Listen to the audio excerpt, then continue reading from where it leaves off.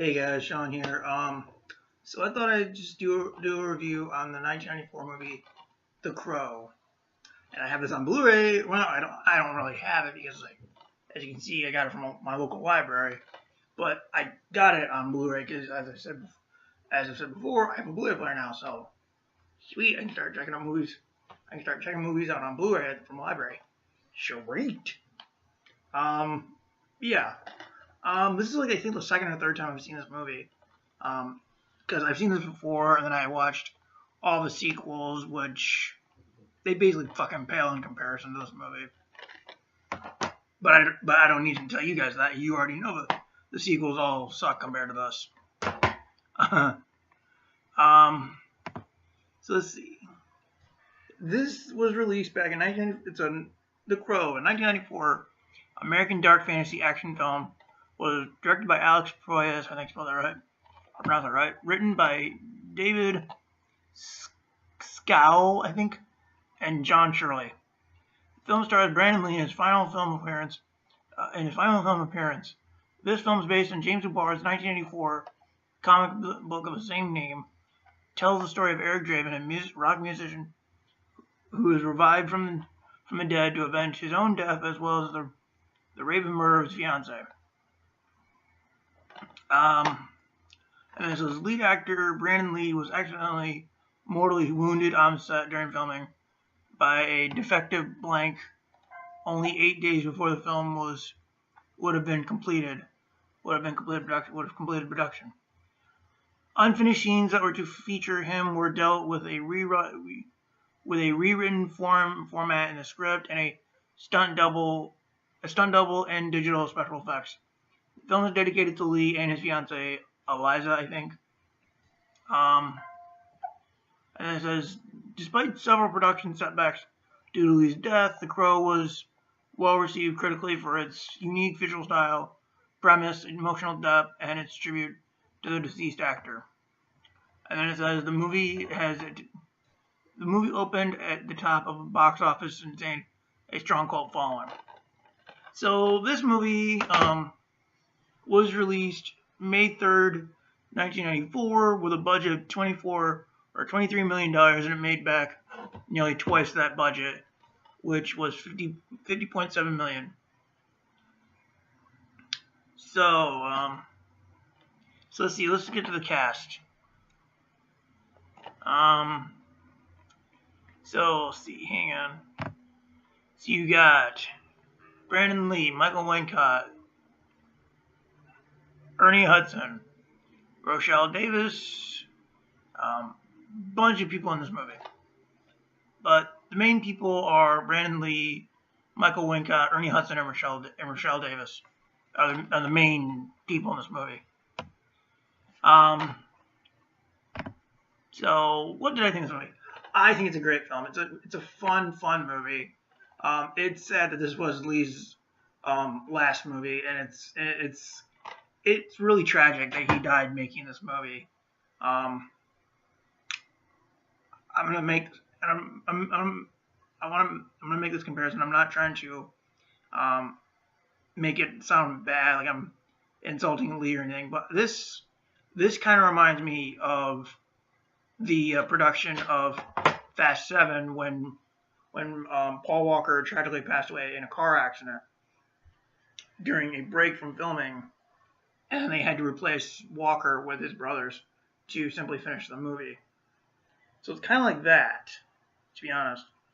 But with this, with this, Lee, I don't think had that much left to film, because it said, like I said, it only was 8 days left of production, so Lee didn't really have that much left to film.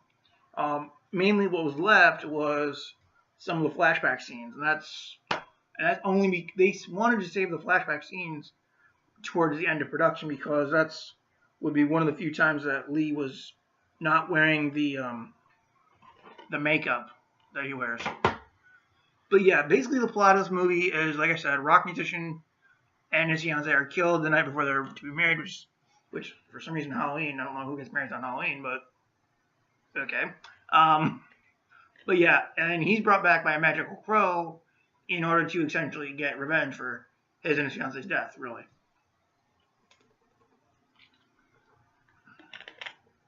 So it's basically just a typical revenge story. But I really like the movie. I think it's a lot of fun. It's got some great visuals. Brandon Lee, you were great in this movie, man. Sad we lost you when we did. Along with Heath Ledger,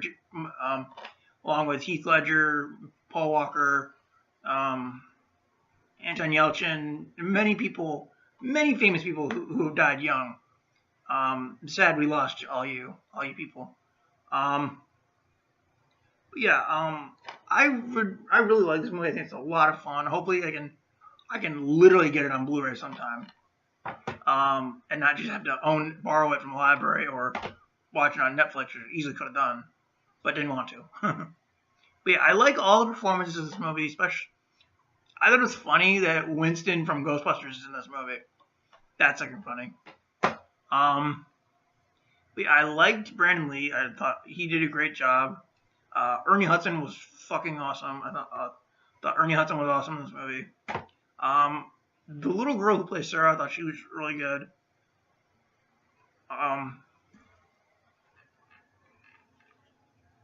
And this is just a great movie, which... Hang on.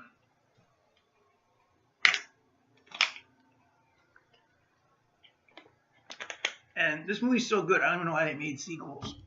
To be honest, this could be easily a standalone movie, which basically it is to some people because they don't even recognize the sequels. Let's see, what else can I say? Did I have any negatives with it?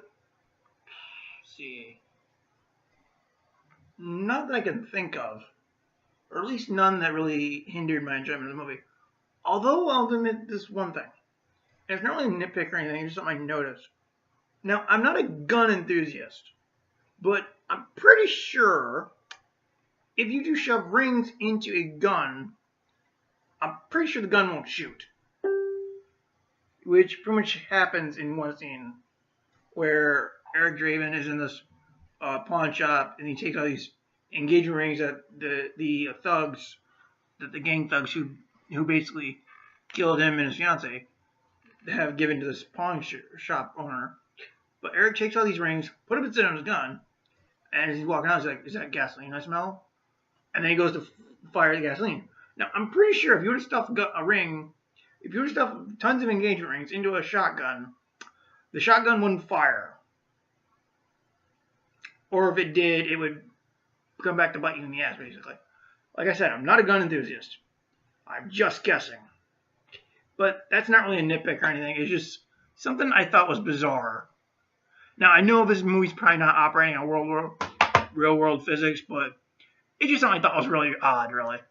It doesn't take away my enjoyment, because I really like the movie. I think it's a lot of fun. This movie takes place in Detroit, Michigan, which is pretty much where I live. Yay. But it's a very different Detroit. It's a very gothic Detroit, I should say. And it looks really good. I mean, I don't think I really know what real Detroit looks like. I don't really go there that much. I mean, I live in Glasgow. But yeah, this is a really good movie. I would highly recommend anybody who's never seen this movie give it a watch, and hopefully you guys enjoy it.